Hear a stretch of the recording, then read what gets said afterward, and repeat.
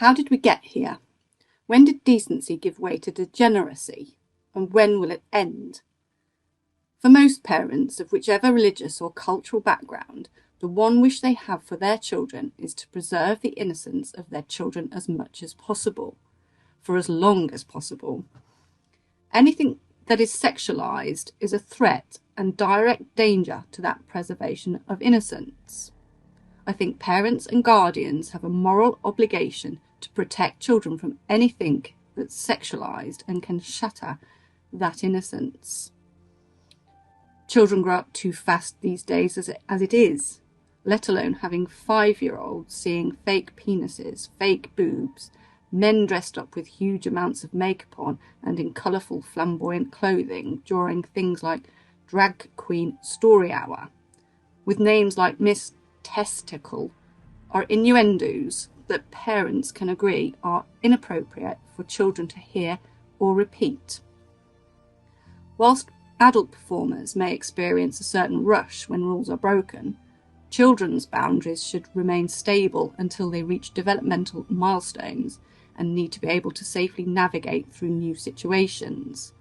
Encouraging children to break the rules at such an early age is therefore an abuse of trust and an abrogation of responsibility, especially towards neurologically divergent children who may have extra difficulties departing from rules. And you have drag queens that openly admit that their acts are primarily for adult audiences in nightclubs and are not suitable for young children in schools or libraries. How long before you have MAPs giving these demonstrations? If you aren't aware, that stands for a minor attracted person, the less threatening way they describe paedophiles now.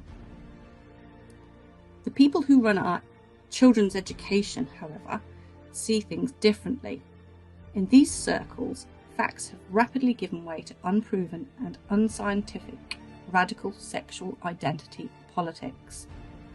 Teachers have become preachers of this new religion, pushing ideologies, not education, into our children. It's a race to the bottom, and we are funding it. The World Health Organization's drive to sexualize children from as young as 0 to 4 years old results in teaching them about masturbation and transgenderism, filling their young minds with the idea that a boy can become a girl and vice versa. Our children don't need to question their sexuality until they are old enough to understand it themselves, which is exactly the time the teachers are swooping in, as it's during their teenage years children are experiencing their own sexual awakening, taking away the parents' job of family and acceptance should a child turn out to be different. The power grab over the sovereignty of our children has reached the unacceptable point where our children are being taught the concept of good secrets as a way of dislocating the child from the parent. All of this is actively destabilising the normative function of schooling and family life. Again, not only does this transgress the boundaries that are so important to keep our children safe, but it also violates homeschool behaviour contracts. Any teacher that embraces this idea, the normativity of school needs destabilising, should perhaps reflect upon their choice of work setting and radically reassess what they consider the purpose of education to be. We need to send a clear message to the people who are ultimately responsible for driving these changes, the MPs, and tell them loud and clear, this ends now.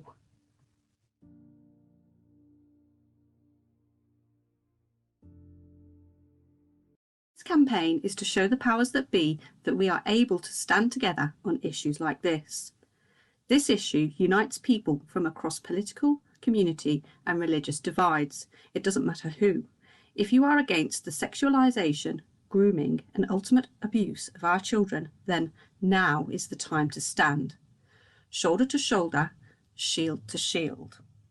You can contact us by email on thisendsnowUK@protonmail.com. We're also on Telegram as the Independent Nationalist Network.